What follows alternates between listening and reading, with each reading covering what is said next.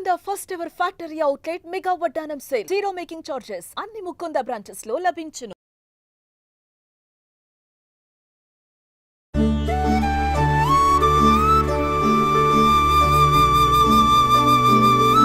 Suman TV ప్రేక్షకులందరికీ దసరా పండుగ శుభాకాంక్షలు. పండుగ సందర్భంగా మనం రకరకాల నైవేద్యాలు చేస్తాం.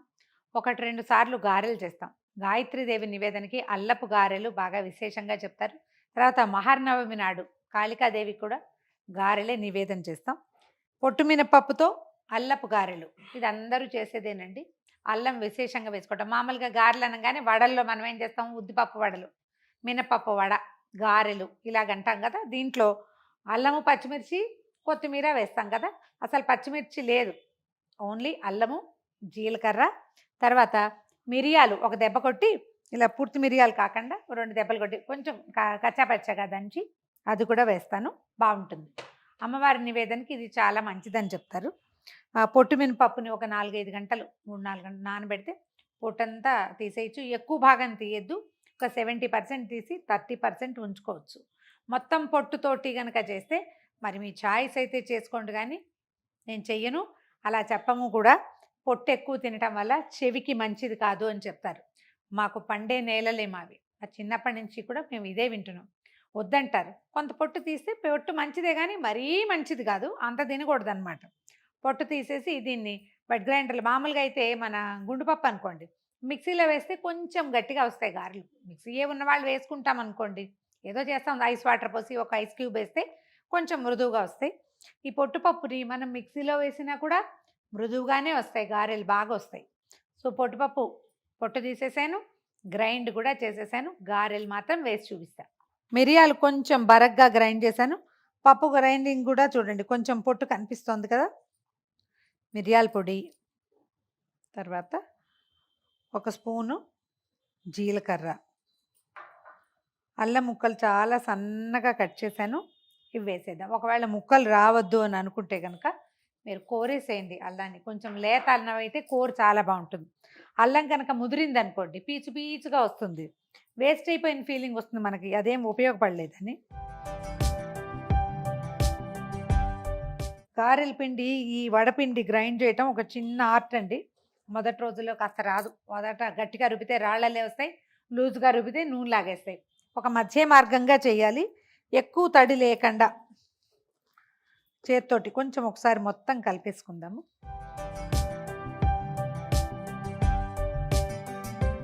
ఒక్కొక్కళ్ళకి ఒక్కొక్క అవగాహన ఉంటుందండి. ఒక మంచి గుండ్రగా బాగా షేప్ రావాలి కాబట్టి ఎక్కువ సార్లు తడి చేసుకున్నాం అనుకోండి, చెయ్యి షేప్ బ్రహ్మాండంగా వస్తుంది, బాగా వస్తాయి గుండ్రంగా, కానీ నూనె పీల్చేస్తాయి. అలాగని గట్టిగా పిండితే పిండి గట్టిగా ఉండిపోయిందంటే రాళ్ళల్లే ఉంటాయి. అలవాటుగా వారం వారం చేస్తూ ఉంటే ఆ పని చేయటం వచ్చేస్తుంది మనకి. కొంచెం కొత్తల్లో కాస్త ఇబ్బంది అంతే. మొత్తం కలిపేసాము. రుబ్బేటప్పుడే ఉప్పు సరిపడా వేసాను. మనం నైవేద్యాలు పెట్టేటప్పుడు రుచి చూడకూడదు, అదొక సాధారణ నియమం. వేసి చూద్దాం. స్టవ్ హైలో పెడదాము.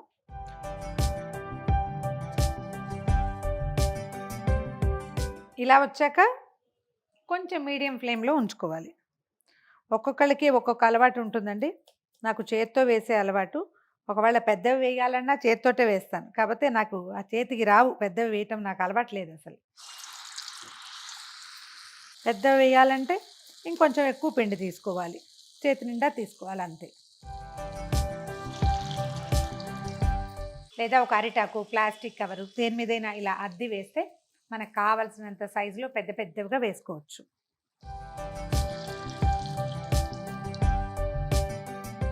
ఇది ప్రాంతాల వారీగా ఉంటుందండి. కొన్ని చోట్ల ఏంటంటే కేవలం పితృకార్యాలప్పుడే ఈ వడకి హోల్ పెట్టాలి, లేకపోతే ఆమె నివేదనలకి పనికిరాదని ఉంటుంది. ఎందుకనో మా ఇళ్లలో అలాంటి మాట చెప్పరండి, మాకు అట్లా అలవాట్లేదు. మేము పండగల నివేదనలో కూడా హోల్స్ పెడతాం, గారె వేగటానికి హోల్ పెడతాం, కానీ పెద్దవాళ్ళకి ఇంకొకళ్ళకి తేడా లేదని అనిపిస్తుంది నా వరకు. మీకు అలాంటిది ఏదైనా ఉంటే కనుక నేను చూపించానని చేయబోకండి. మీ ఇంట్లో పద్ధతి అయితే చూసుకోండి. పెద్దవాళ్ళు అలా పెట్టకూడదు అని చెప్తే, పండగల్లో పెట్టకూడదు, దేవుడి నివేదనకి పనికిరాదంటే పెట్టకండి. కానీ నా అవగాహన అలాంటిది ఏం లేదు, మా వాళ్ళు ఎవరు నన్ను కరెక్ట్ చేయలే. అంటే పండగలప్పుడు కూడా మా అమ్మ వాళ్ళు ఇలా గారెలు చేయటమే తెలుసు నాకు. పితృకార్యానికి ఇలాగే, పండక్కి అలాగే. అయితే పితృకార్యపు వాట్లల్లో ఇంకేం వెయ్యం కదా! ఒట్టి గారెలే వేసుకుంటాం. ఒట్టి పిండే ఇంకేం వెయ్యం. అందుకని బహుశా మరి అలా ఎలా కొన్ని ప్రాంతాల్లో చెప్పబడిందో నాకు ఐడియా లేదు. మీ ఇంట్లో ఉన్న పద్ధతిని మాత్రం ఫాలో అవ్వండమ్మా. ఇది కేవలం ఒక ఐడియాకి చూపిస్తాం అంతే.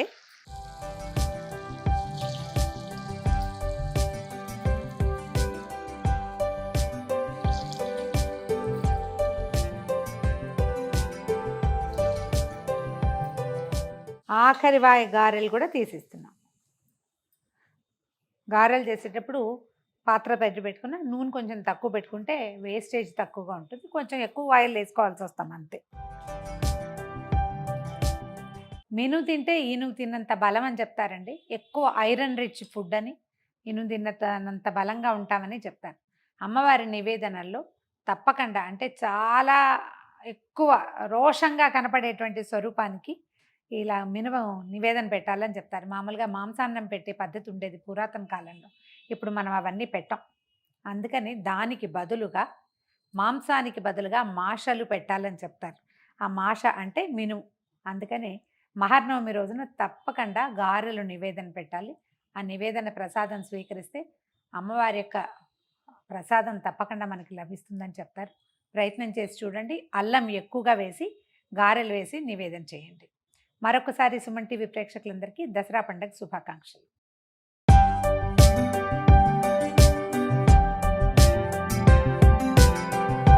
Anchors Jewelry courtesy by Mukunda Jewelries.